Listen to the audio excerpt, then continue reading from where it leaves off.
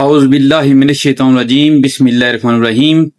तमाम देखने सुनने वालों को मेरी तरफ से अस्सलाम वालेकुम और मेरे मैथ एकेडमी यूट्यूब चैनल में खुश आमदीद।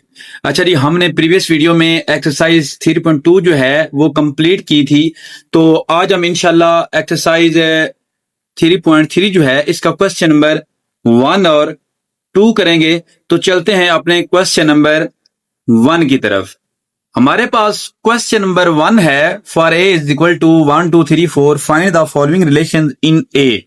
यानी ए में रिलेशन जो है वो फाइंड करना है। State the domain and range of each relation. हर एक रिलेशन के नीचे रिलेशन दिए गए, इस रिलेशन को हमने फाइंड करना है और इनकी डोमेन रेंज जो है वो भी हमने फाइंड करनी है। तो उसके लिए हमारे पास पेयर में आना, ये रिलेशन पेयर में आना जरूरी है। तो उसके लिए हम क्या करेंगे, ए को ए से ए का पेयर बनाएंगे, मतलब ए क्रॉस ए हम करेंगे। तो चलते हैं क्वेश्चन की तरफ। तो हमारे पास यहां पर ए क्या है,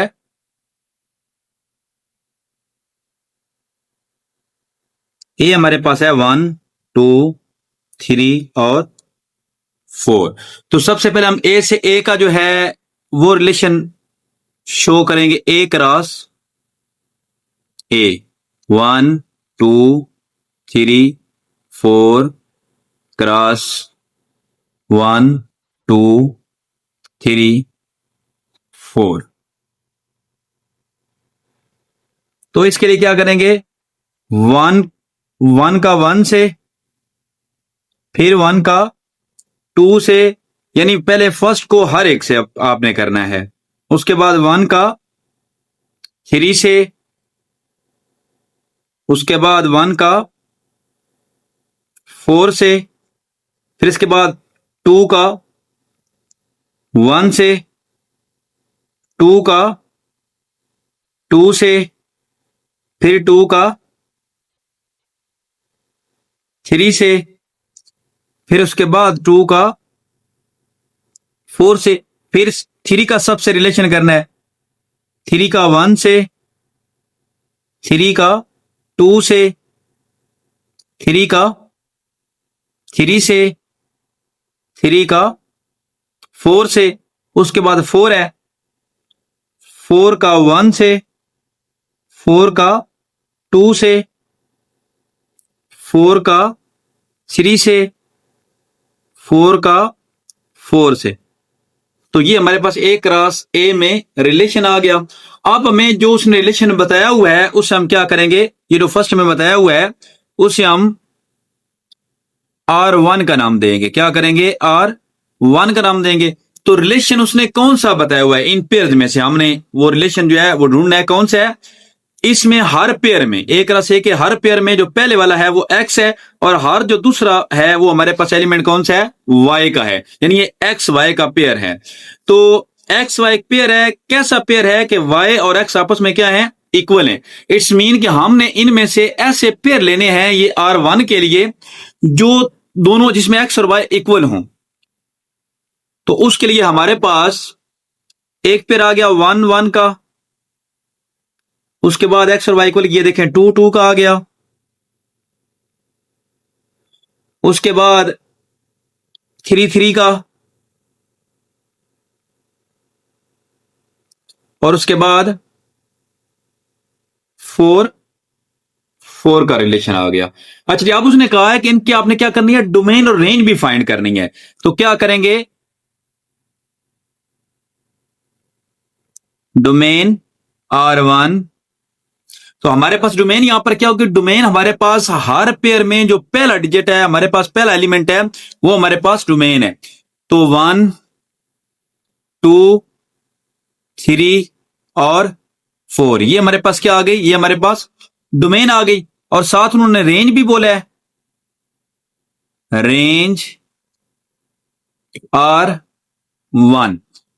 तो रेंज हमारे पास क्या बनती है, 1 2 3 4। रेंज भी हमारे पास 1 2 3 और 4 बनती है।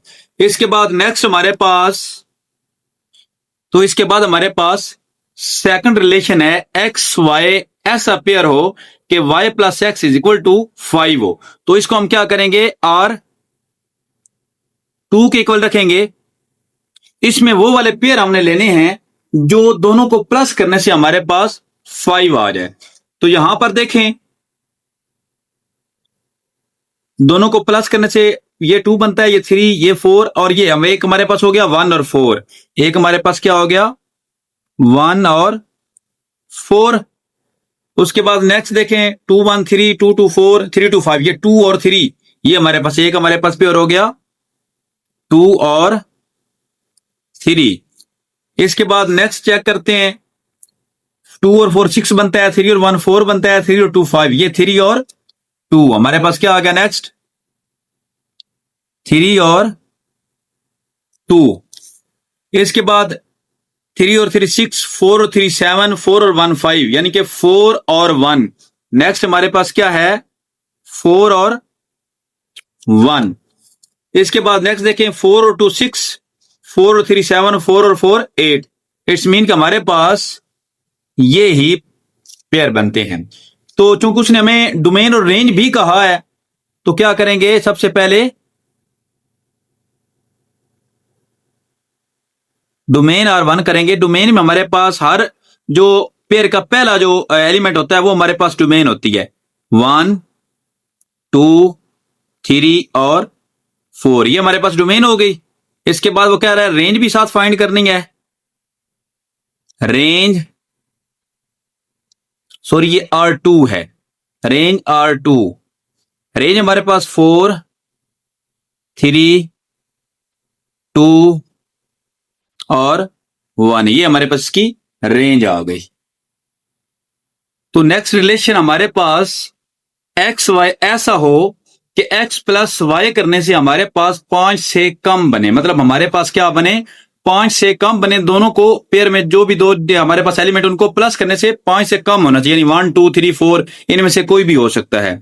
तो हम इसको क्या करेंगे, इसको हम R3 का नाम देंगे।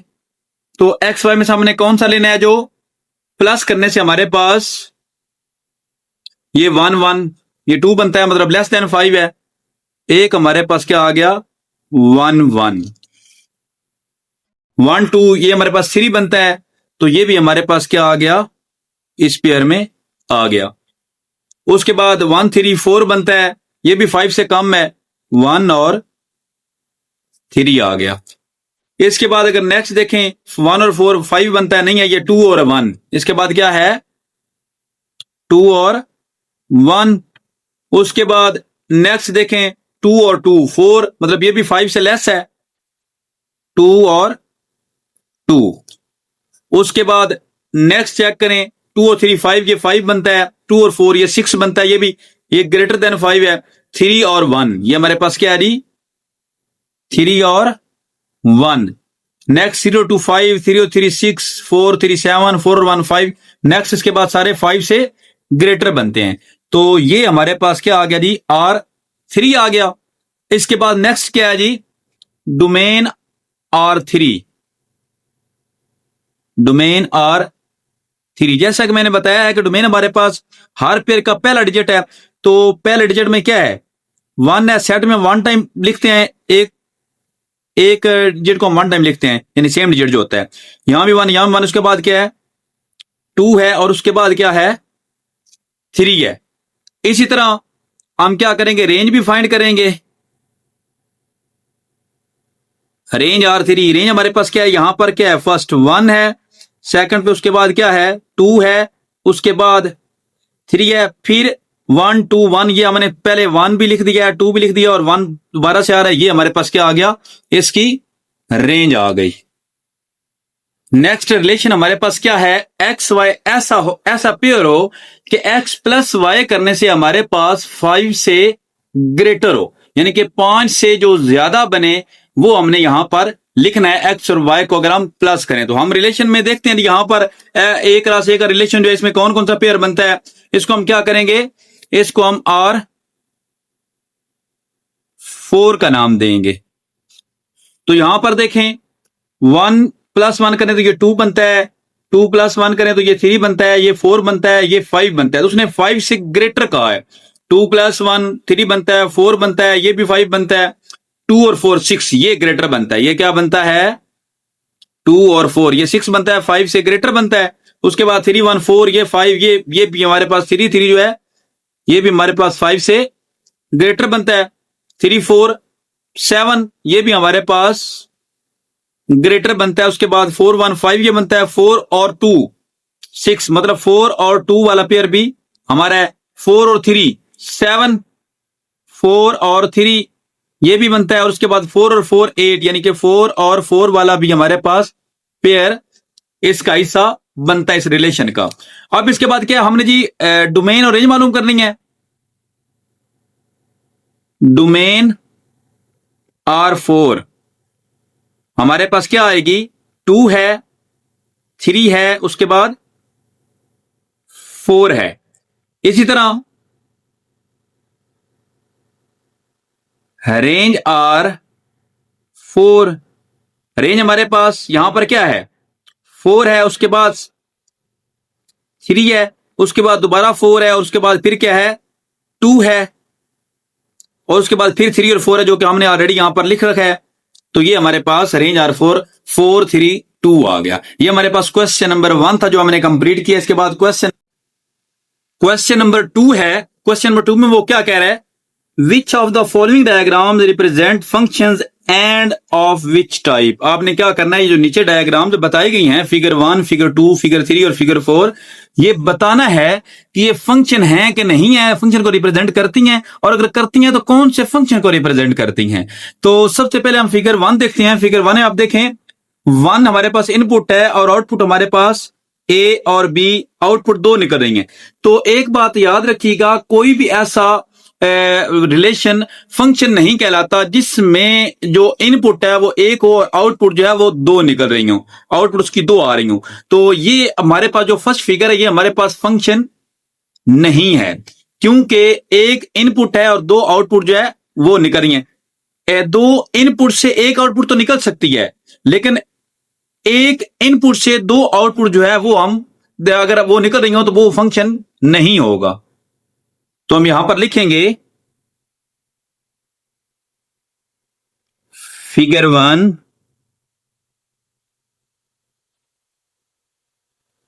Does not represent a function. ठीक हो गया, क्योंकि जो फिगर 1 है वो हमारे पास फंक्शन को रिप्रेजेंट नहीं कर रही।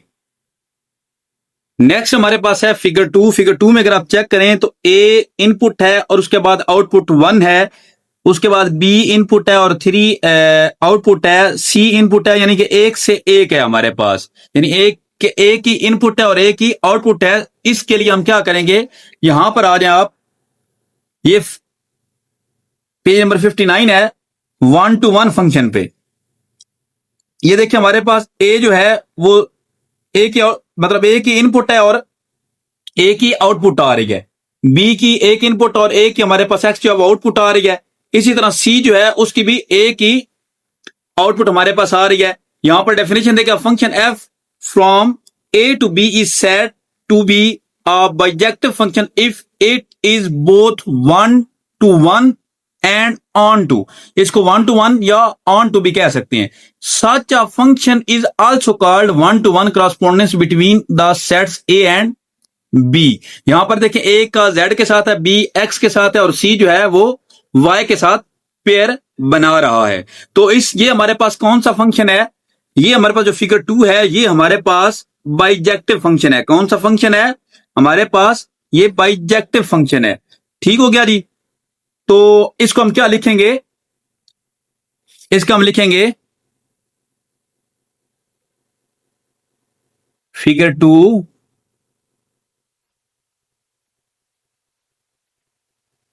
represent a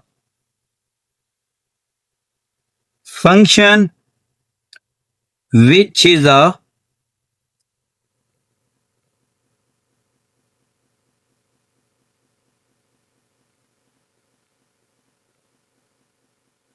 bijective function. Next figure 3 देखें। फिगर 3 में अगर आप चेक करें तो आपके पास क्या है जी, 1 जो इनपुट है और उसके बाद आउटपुट क्या है, ए है। तो 2 इनपुट है, तो ए बी आपके पास आउटपुट है, तो 3 जो है वो इनपुट है और सी जो है वो आउटपुट, यानी एक से एक की मुताबिकत है यहां पर। तो एक इनपुट और एक ही आउटपुट आ रहा है, तो ये भी हमारे पास बाइजेक्टिव फंक्शन ही होगा। तो इसके लिए हम क्या लिखेंगे? Figure 3 represent a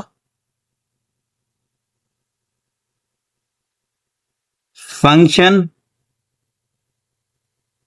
which is a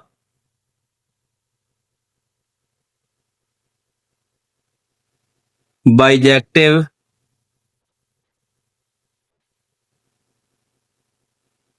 function. Next हमारे पास फिगर 4 है। फिगर 4 अगर आप चेक करें तो आई हमारे पास इनपुट है और आउटपुट हमारे पास एक्स है। इसी तरह एम हमारे पास इनपुट है और एक्स हमारे पास क्या है? आउटपुट है। मतलब दो इनपुट्स हैं और एक हमारे पास आउटपुट है। एक हमारे पास आउटपुट में फ्री है और एन जो है उसका आउटपुट क्या है? जेड है हमारे पास। अब फिगर 1 और 4 में फर्क यह है कि इसमें एक इनपुट के दो आउटपुट थे, जो कि पॉसिबल नहीं है, ऐसे को हम फंक्शन नहीं कहते। लेकिन अगर दो इनपुट और उनका एक आउटपुट जो है वो हो सकता है। अब हम देखते हैं कि ये कौन सा फंक्शन हमारे पास बनता है। ये जी चेक करें, ये देखें, 1 इनपुट है, 2 उसका आउटपुट है, 3 इनपुट है, 4 उसका आउटपुट है, 5 इनपुट है और 6 उसका आउटपुट है, और एक इसमें ऐसा है जो कि फ्री है। तो ऐसे को हम क्या कहते हैं? इनटू फंक्शन कहते हैं। ऐसे को हम क्या कहते हैं? इनटू फंक्शन कहते हैं। तो हम क्या लिखेंगे? Figure 4 represent a function which is an into function।